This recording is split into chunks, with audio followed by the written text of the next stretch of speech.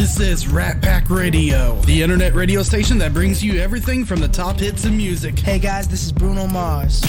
Hey, it's Ole. Come on, put your pinky rings up to the moon. To Sports Talk Radio.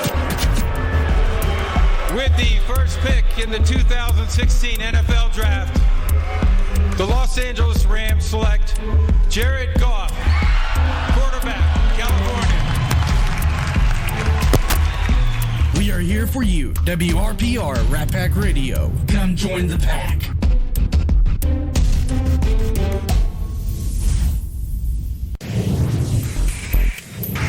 You're listening to WRPR Rat Pack Radio. Come join the pack.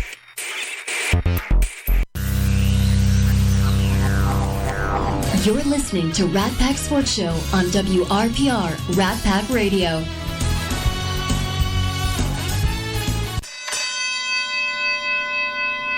Blue, you're my boy! A genius. A man who has a reputation to be the best at what he does. You see, a man has to realize his limitations.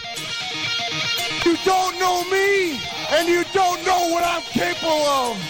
That was a heck of an effort. This house is a prison, and the galaxy of this sucks. You free enough. Battle is over when I say it is over. I will massacre you. Come after me. I'm a man. I'm 40. Are you not entertained? I'd say in a given week, I probably only do about 15 minutes of real, actual work. That's how I roll. Offensive foul! Hello? You play to win the game. There's a drive! Way back! It might be! It could be! This is my favorite part coming up right now. Don't you tell no how they cut from your head.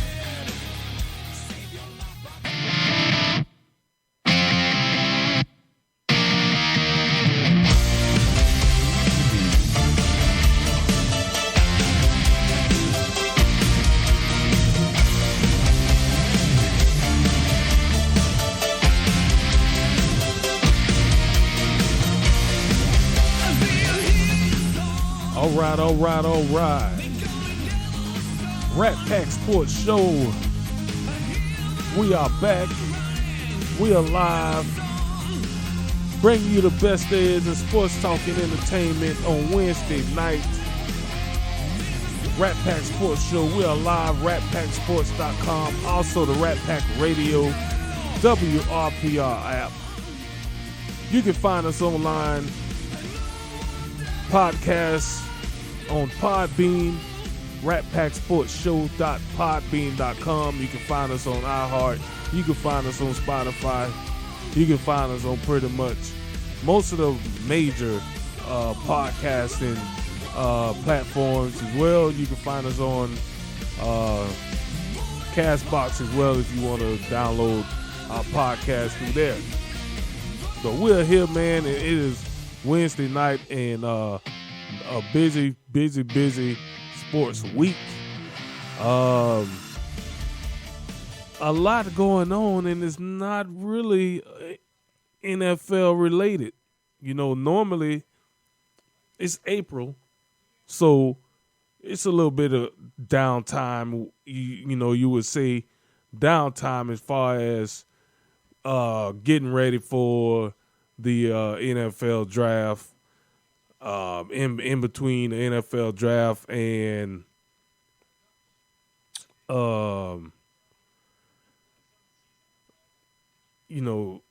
what is that? The combine. Once the combine is over, there's a lot of downtime, and you really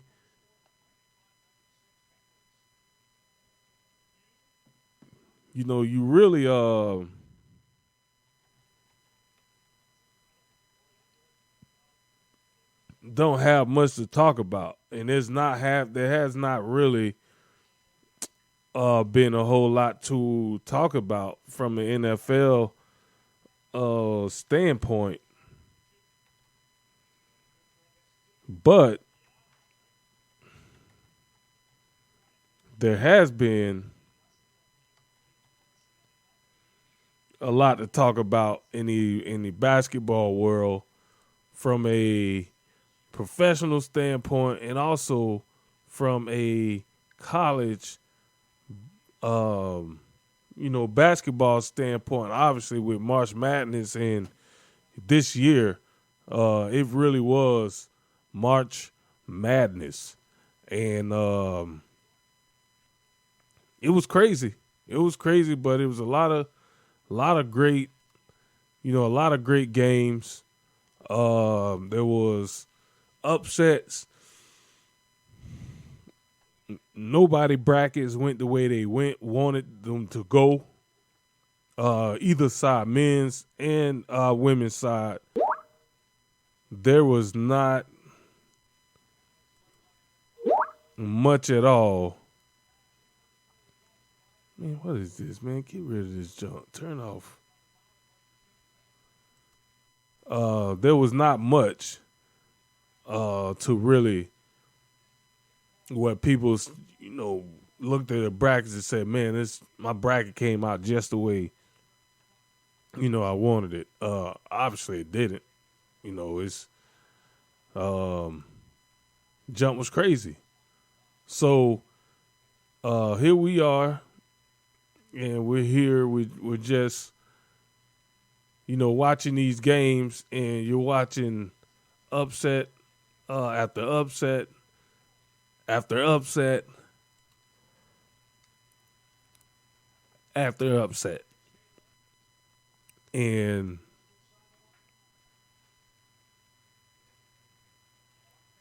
it just kept coming. I would say after the second round, nobody brackets after the second round were anywhere close to where they wanted. I know mine were completely destroyed after the second round. Completely destroyed. There was nothing left to be excited about. I mean, as far as I don't bet. I don't bet on the game, so it really don't matter to me. But usually my brackets are pretty good, and if it goes south, and a lot of times they don't, but this year it went south, as well as many other people brackets. And normally when my brackets start to do that, I just give up and I just start rooting for the underdogs. So, normally I would do a bracket where I'm really picking who I think will win, and then I would do a underdog bracket. My underdog bracket didn't even pan out well because my main bracket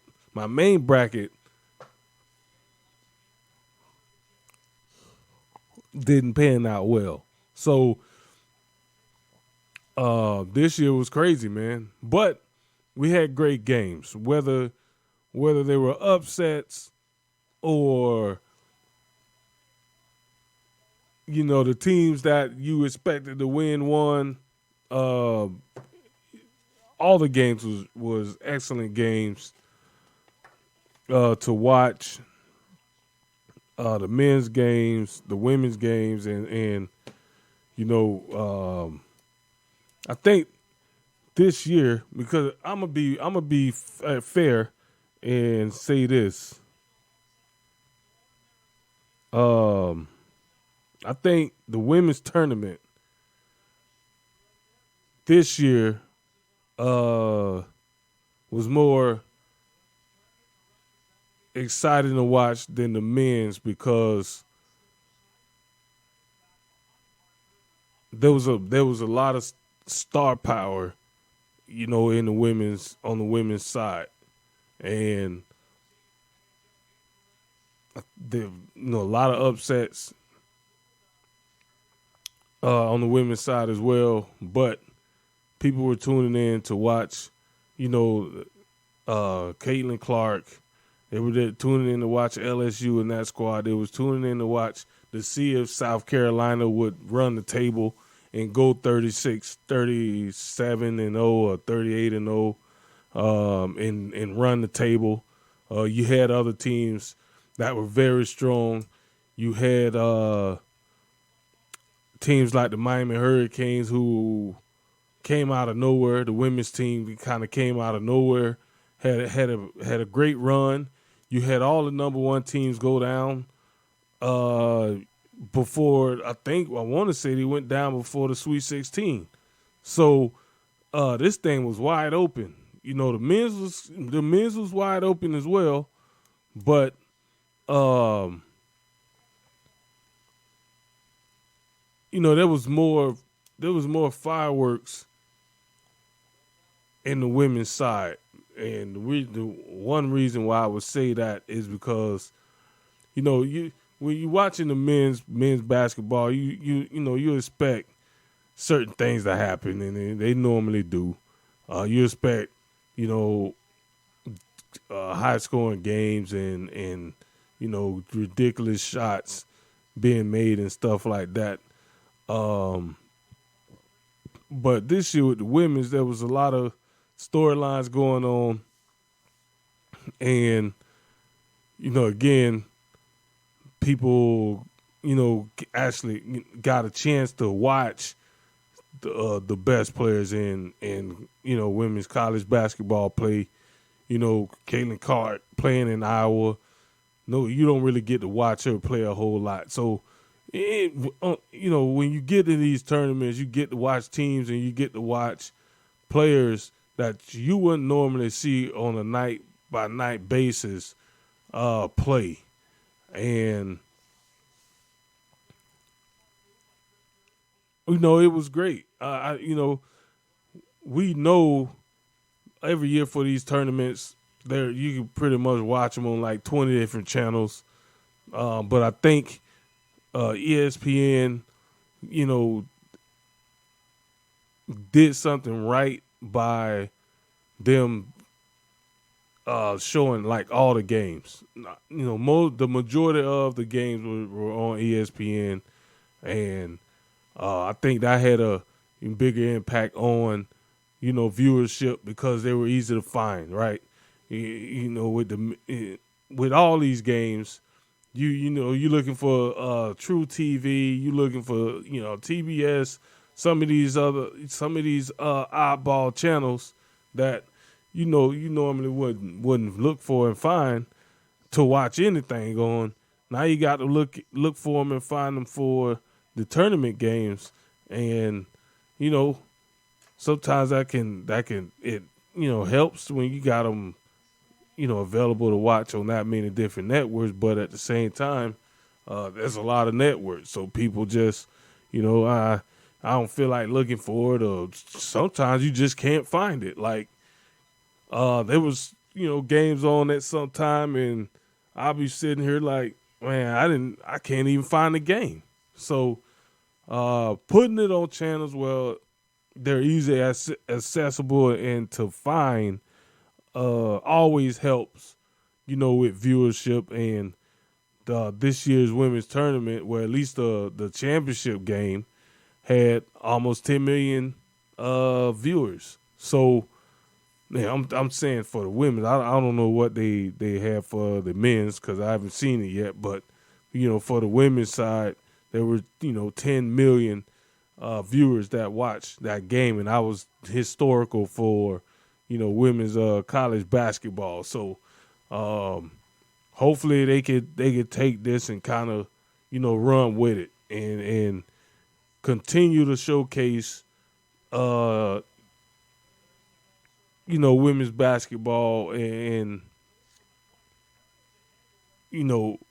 I coach women's basketball, and there's a reason behind why I coach women's basketball is because I feel like if you want to watch basketball in its most purest form, with the fundamental aspect of the game, and more team friendly basketball, it's women's basketball, because let's face it. They can't jump out of the gym. They're not doing these ridiculous acrobatic shots. They're not dunking on each other. All that is exciting, but in the same sense, you lose the fundamental aspect of basketball when all of that stuff is involved, because you tend to get more individual, one-on-one play from players and from teams. So, coaching women's basketball for me is more satisfying than coaching a bunch of boys that they just rely on athleticism, and they don't. It's harder for them to listen, to direction. So, I just like it better. So, this year was probably the first year I watched both tournaments from like start to finish. Normally I just catch it at the Sweet 16, or I'll watch a game here and there, and then once you get into the Sweet 16 and the Final Four, I'm dialed in. But from start to finish, the just both sides, men's and women's, was great theater. Like, it was excellent to watch. The teams that everybody expect to win lose. I mean, for people that bet, I know, a lot of people lost money, and I know a lot of people was upset, especially if their school's one of those schools that was favored to make it to the Sweet 16 or the Elite 8 or the Final Four or the championship game, and they don't get there. In my men's bracket, I didn't have neither team right in the championship game, and in my women's bracket, I don't think I had either team right in my women's bracket either. So it did a great job of just blowing up my bracket. Let me see if I could go here, tournament challenge. First of all, let me sign in first. Hopefully it let me. Oh, here we go.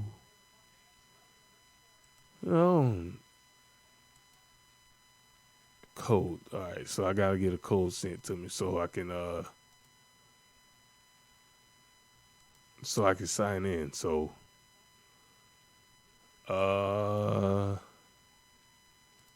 what is this? All right, so yeah, but let's see if I can run back and get this. Look at my tournament challenge and see exactly. I don't know if it's still gonna be up, but I'm pretty sure I can find it. So let me. Tournament challenge.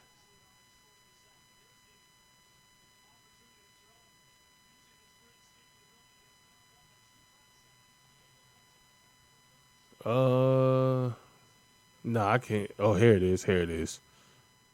So, crazy enough, one of my men's bracket, and this is how jacked up this tournament was. I finished in the 73 percentile, and I missed I had nobody in the Elite 8. I had nobody in the Final Four, obviously, and nobody in the championship game. All the teams that I picked lost. My championship game was supposed to be, Gonzaga and Alabama, which I just kind of went with the favorite. I didn't have, after the Elite 8, I didn't have none of these teams. Texas was my Sweet 16 team. UConn was one of my Sweet 16 teams. And UCLA. Is that right? Yeah, and UCLA. So after that, bro, I didn't have and all those teams lost. All those teams lost, so I didn't get any points the last 3 rounds, and I still finished with a 73% in the men's bracket. So here's my other bracket. My upset bracket was a tad bit better than my regular bracket. I had 88%. Let me see how this works. Percentage of your performance graded against all other entrants. So 88, my bracket was better than 88%. This tournament, folks, was a straight up, it was crazy. It was crazy to watch. I'm pretty sure, the teams involved, hated it, but. And then my women's bracket, bro, my Final Four, 0 points. Championship game, obviously 0 points. I had 80 points in the Elite 8. Sweet 16, that's when it started going downhill. 39%. So my bracket was better than 39%. And I did not, the points-wise, it was a little bit better, 650, but this thing was just crazy, man. Nothing went. The only thing that happened was I had South Carolina getting into the championship game, so at least they got to the Final Four. After that, nobody else that I picked made it. I had Iowa losing in the second round to Georgia. Actually, no, I had them losing in the third round.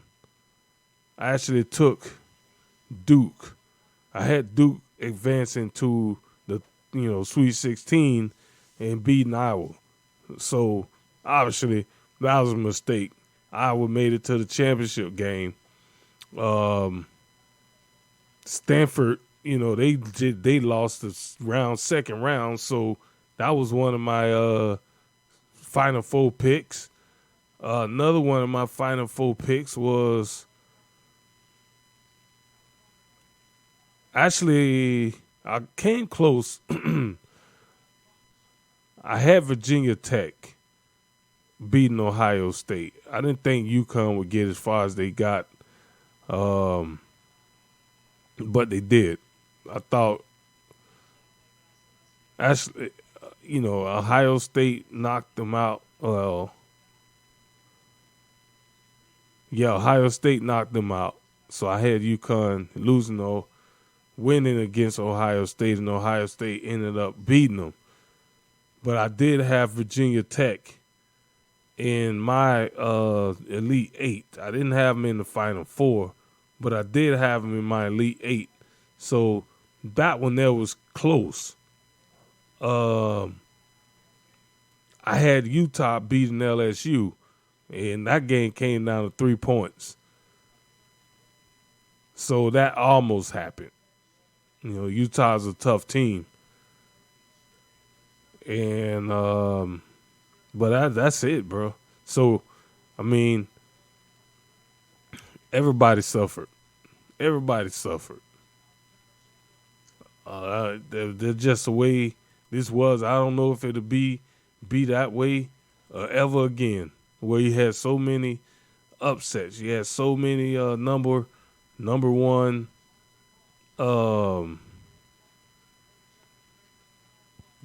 number one and number 2 seeds that just got lit up in the first couple rounds.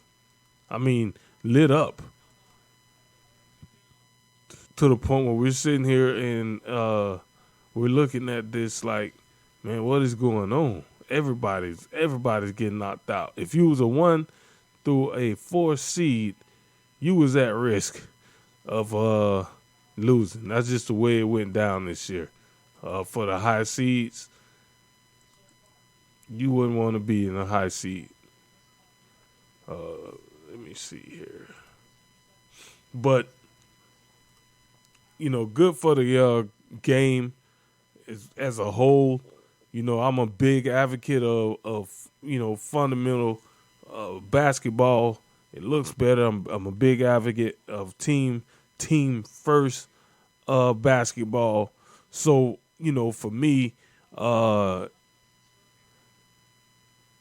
it was great. It was great, watching it. It was great to see that type of basketball be rewarded, and a lot of people watched it. So, hopefully we see more of that, because I think you guys have heard my long rants on where the game is heading, and where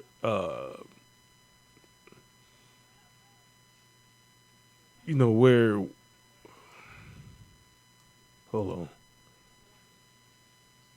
Yeah, but where the game is headed. The style of game that it is. I could go on and on, but at the end of the day, they did a great job of showcasing the game to everybody. So if this helps, bring more ratings to the sport, they're gonna have to do some things to capitalize on it. But there's a chance that you may have an opportunity to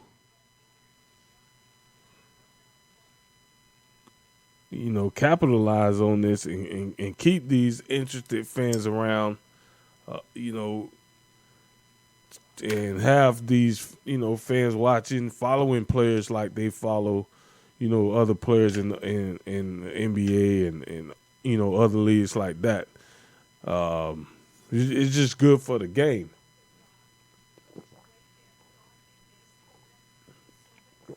Now, speaking on what was good for the game, now I'm going to get into some things that I'm not going to say is bad. It's bad for the game, because any publicity is good publicity when you can keep your product in the news. So, but I want to get into it, because I've been in this debate the whole week, back and forth with some people that I know about what's considered trash talk, and then what is over the line, or considered sort of taunting, and what place does it what is this? What place does it has in the game, and if it's okay. So,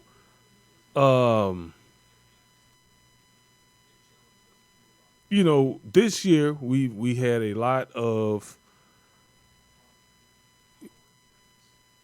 not controversy, but a lot of competition, a lot of people, a lot of teams, a lot of females.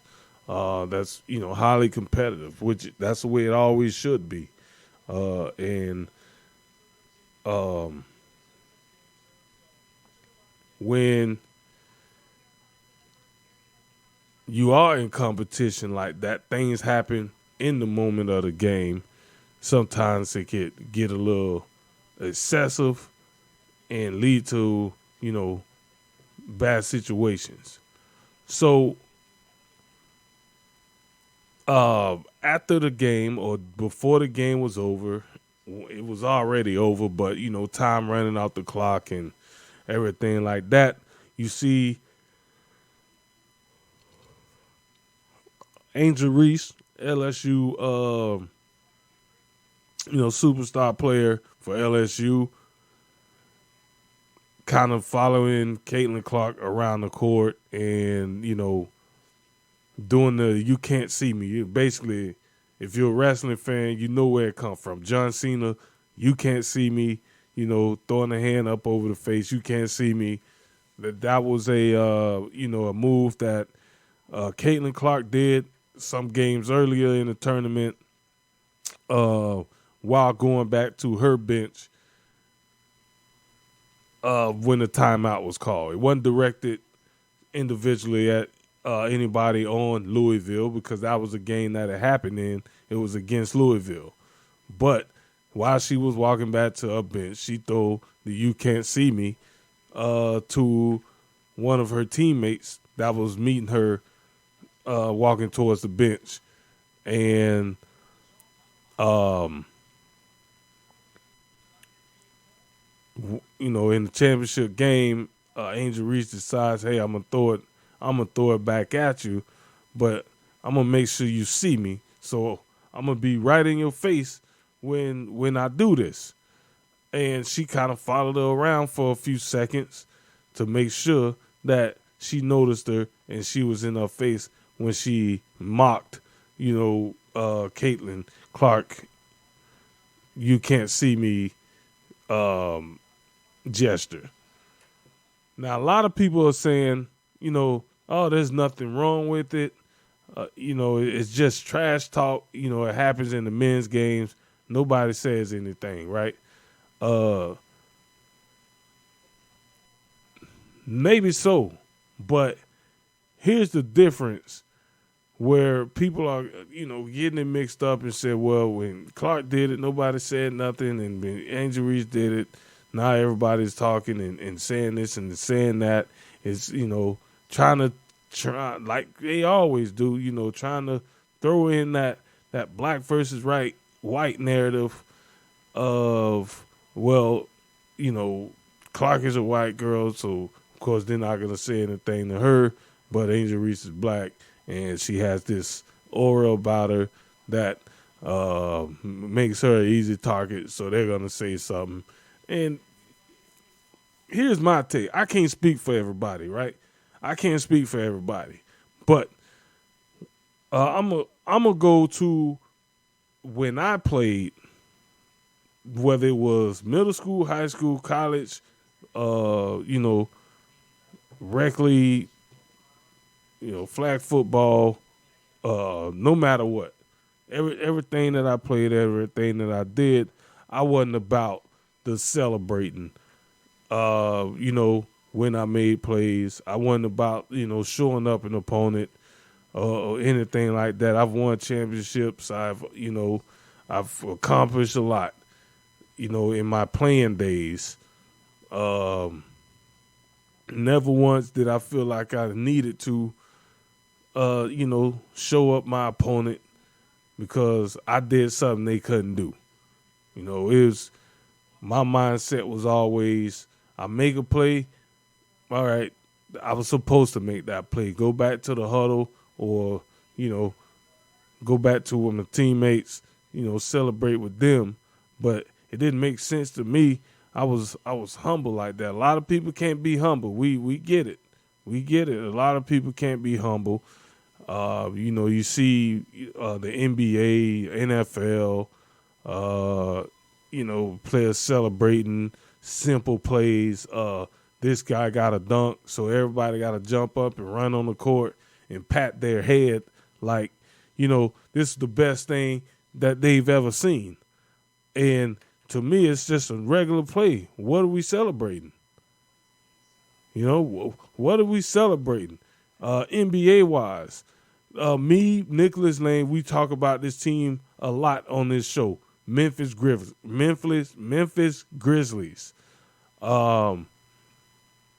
They're one of those teams that try to play the tough guy role. They celebrate. They trash talk.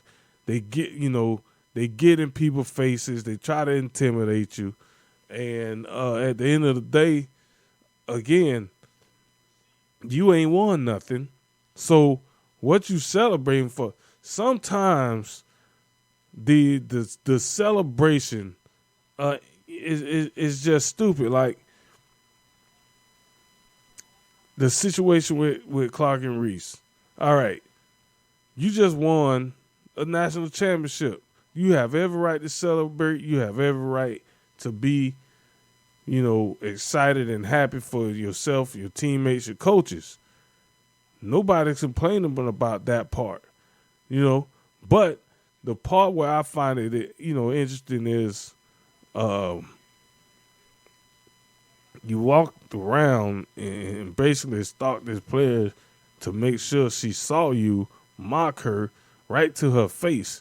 Now, in the NIT, you had players get suspended because a scuffle broke out in the handshake line because words were exchanged between two players, and players were suspended, after that scuffle. So next season, those players will not be able to play, until their suspension is over with when the season starts next season.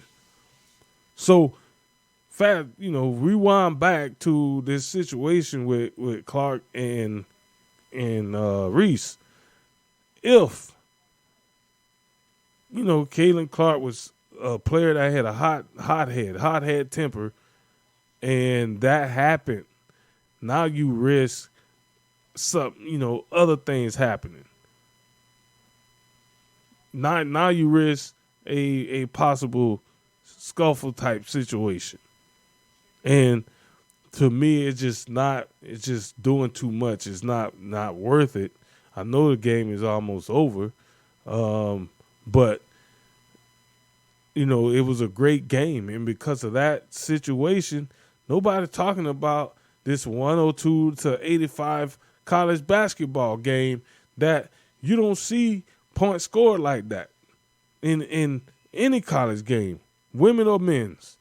And you had a shooting display that was unlike anything else from both teams, and a very highly competitive game from both teams that should have been talked about. But when you do the acts of what Reese did after the game, doing the "you can't see me" in her face, pointing at her ring finger, saying whatever she said. I'm not a great lip reader, but she did what she did. That automatically became the subject of the conversation, and now everybody's talking about that. And they're not talking about this great basketball game. So for me, I'm just not a fan of trash talk, period. Like I said a lot on this show, it's everybody follows what they see at the professional level, and then it just trickles down. So when I mentioned Memphis Grizzlies, you got your boy Brooks, and he's always in people's face. Now, you don't hear me talk about it because me and Nicholas Lane, we've touched on this quite a bit, and how Memphis tries to play the role of tough guy, and sometimes it just doesn't work that way. So at the end of the day, it's just about doing what you do and doing it in a way where it doesn't cause a black mark on you or your team that you choose to play with. So it was all good for everybody involved until that happened. So we've been sitting here for days, talking about it. Clark has come out and said her 2 words, and everybody else is just kind of falling into, line with it. But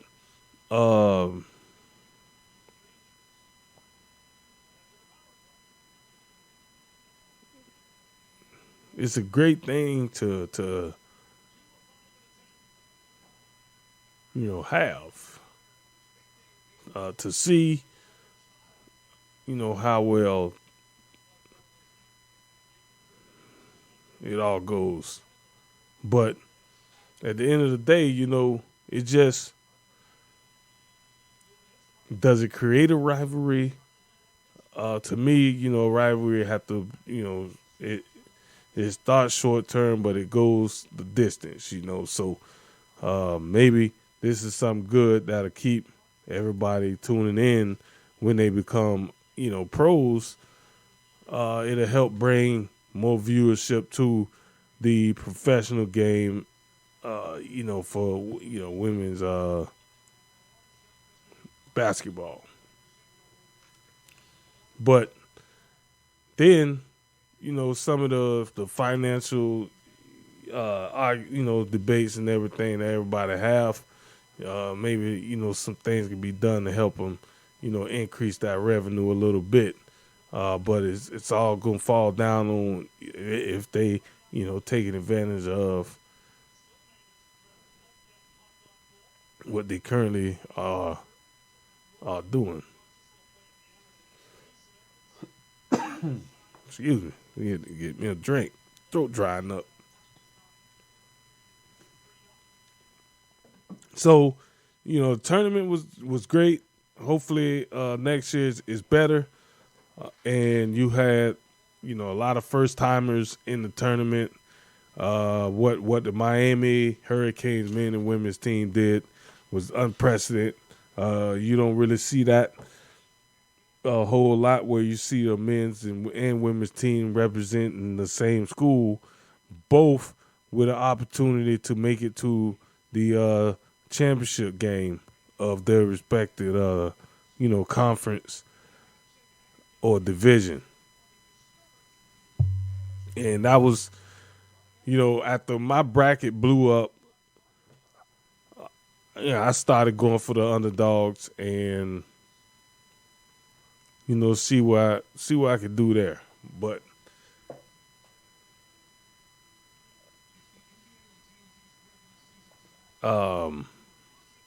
so we'll see how that all lines itself up. But what we're gonna do here, because we're at the bottom of the hour, so I want to keep this thing somewhat on time. So we're going to take a quick one, and then we're going to come back. We're going to kind of stay on the topic, but we're going to kind of go in another direction with it. So with that being said, this is the Rat Pack Sports Show, Wednesday night, Rat Pack Radio, WRPR. We'll be back after this.